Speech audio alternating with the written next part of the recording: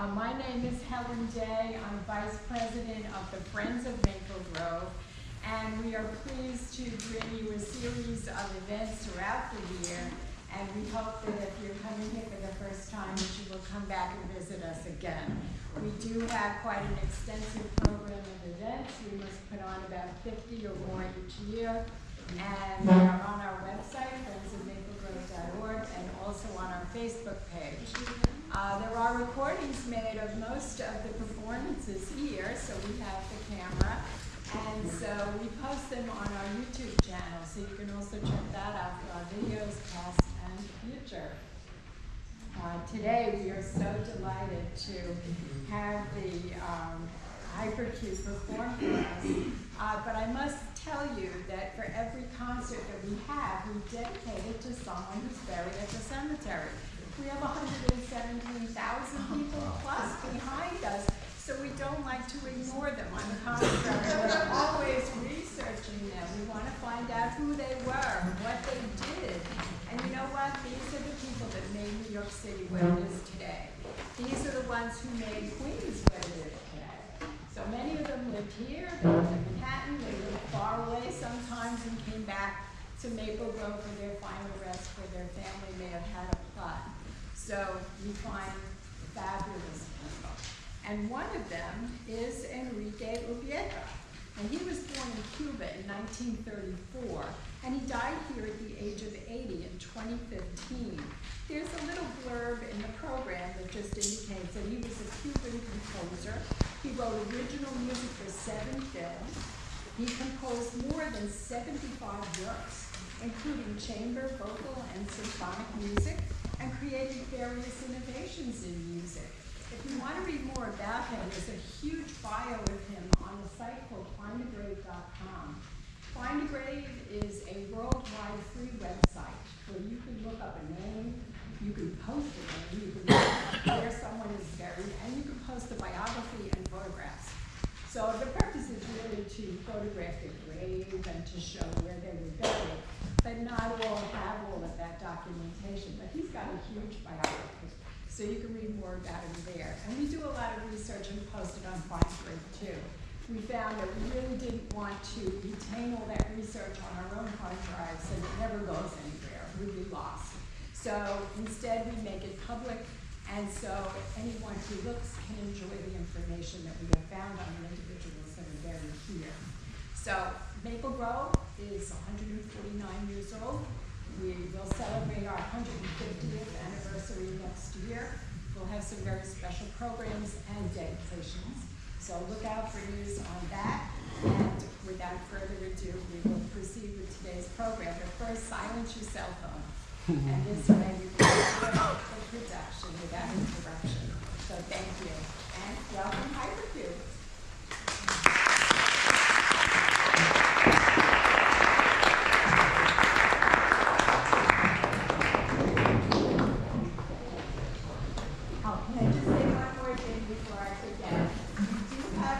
Artist who's on exhibit is here today.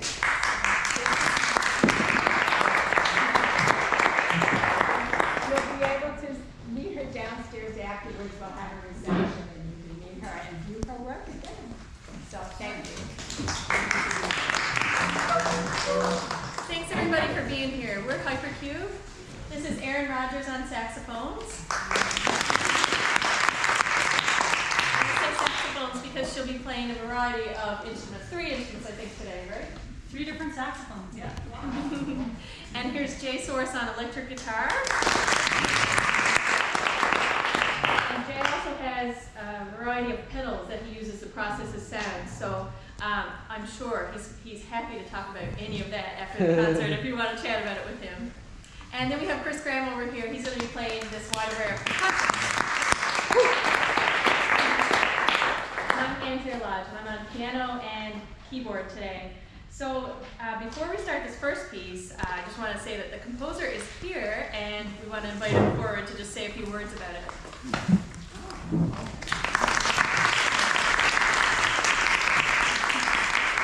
Hello everyone, it's so great to be here with all of you. So my name is Charles Rudig. The piece you're about to hear is called Speaker for the Dead. So I think it's very fitting for the venue.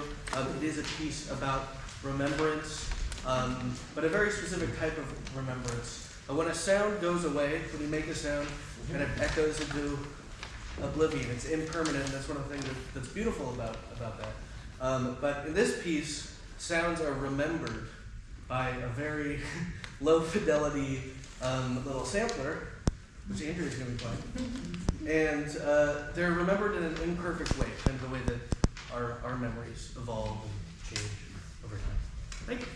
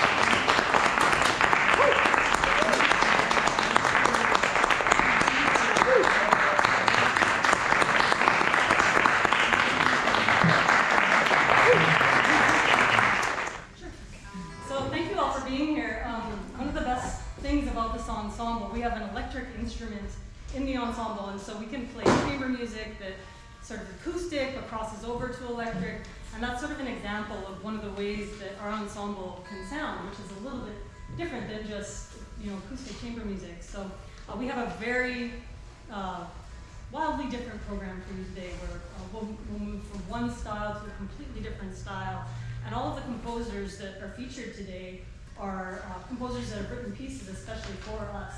And a lot of them are here today, which is very lucky for us, being in Queens, but some of them aren't. So the next piece we want to talk about is a piece by Alexander Porter, The Cold Dirt, and another appropriate piece for the venue, but also a beautiful sort of ethereal piece that plays inside of some of the resonances from the electric guitar, the resonance from the piano, harmonic shifts between instruments in the ensemble. And one of the things that Alex did for us was allow us to kind of choose the places we wanted to play these harmonies together. So throughout the next 5 minutes, you'll hear different instrument combinations that create different harmonies and different points of punctuation within this piece. So we hope you enjoyed Cold Dirt.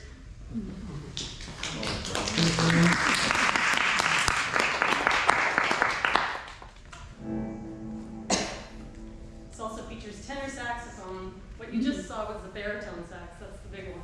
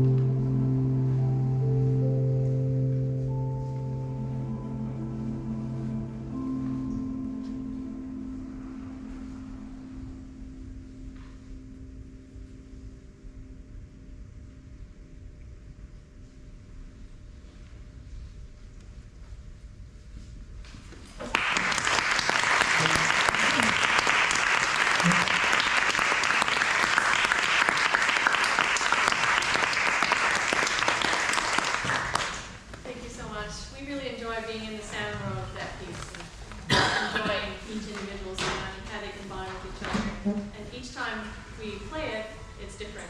And this is the first time, by the way, that we've played it live. So that was the premiere of this piece. We hope to play it more and more. So we are lucky to have the composer of the next piece here as well. So we'll invite him to the stage.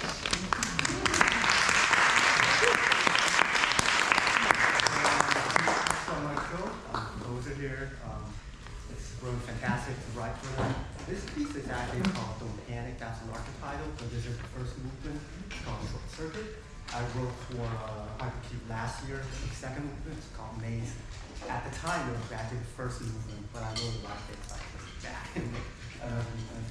So for this piece, the idea came to me after power shortage, power outage.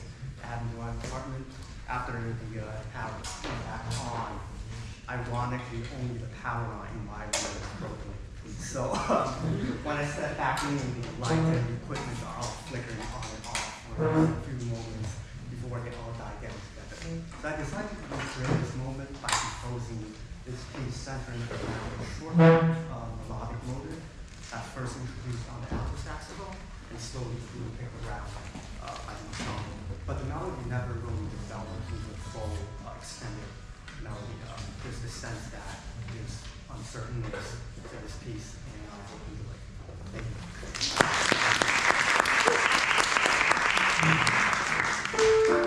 Thank you.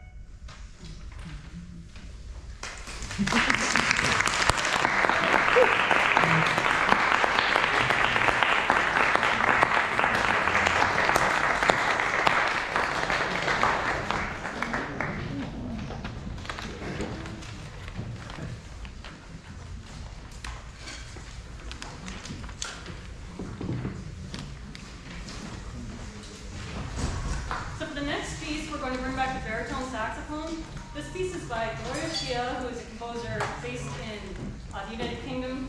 And this piece was written for us fairly recently. It's called Dots Beyond the Ridge. And Gloria talks about how the piece was inspired by a scene at the Hong Kong airport where she looked out over the mountains and saw these little dots. And it was one of those important moments where you feel inspired, and that stuck with her. And so it's funny because dots also relate to us in a very literal way. When we look at the sheet of music, we see all these dots that we have to play. And so it has kind of a double meaning. But in this piece, you'll hear, against different sound worlds, where we're going to be playing some things on the instrument that might not be the most conventional ways of playing the instrument. Air sounds, some of the techniques in the percussion and the guitar are sort of different new ways of using the instruments to create colors and effects. Andrea will be playing inside the piano with a little electric ebow, they call it, which is a string vibrator that often is used on guitar. And it'll be inside the piano, activating the strings in there, and you'll hear the way that Gloria imagines a lot of these sounds kind of moving across the ensemble back and forth. So we hope you enjoy Dots Beyond the Ridge.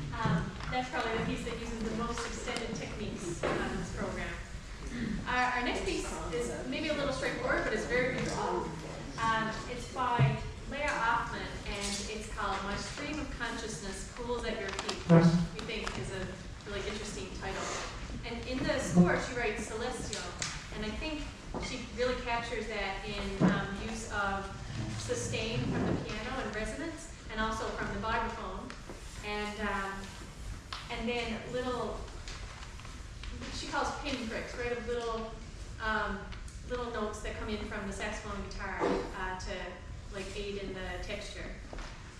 Later in the piece, you hear these really big arpeggiated lines from the piano combined with sustained sounds from guitar and saxophone. And we think this is a really beautiful piece, so we hope you enjoy it as well. Mm-hmm.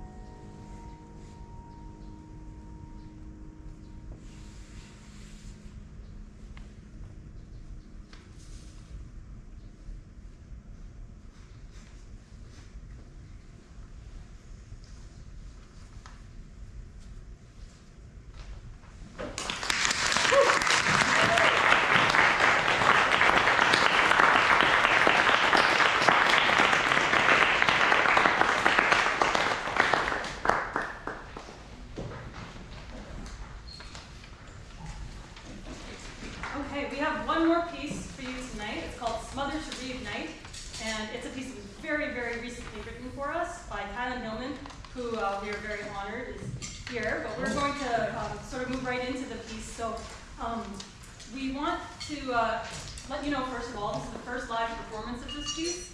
It's very high energy, there's moments that are very loud and very soft, and it sort of oscillates between the very loud and very soft moments. You'll hear references to metal music, you'll hear references to classical, textural, to free jazz, all sorts of different genres of music in this, and so it kind of moves back and forth, but it's very exciting, so it's a great way to end the program. I'd like to thank you again for all coming, and we're very excited. This is our first time here, and we're loving the acoustics and the audience and the energy from you all, so thank you. And please come say hi to us after. We'd love to meet you.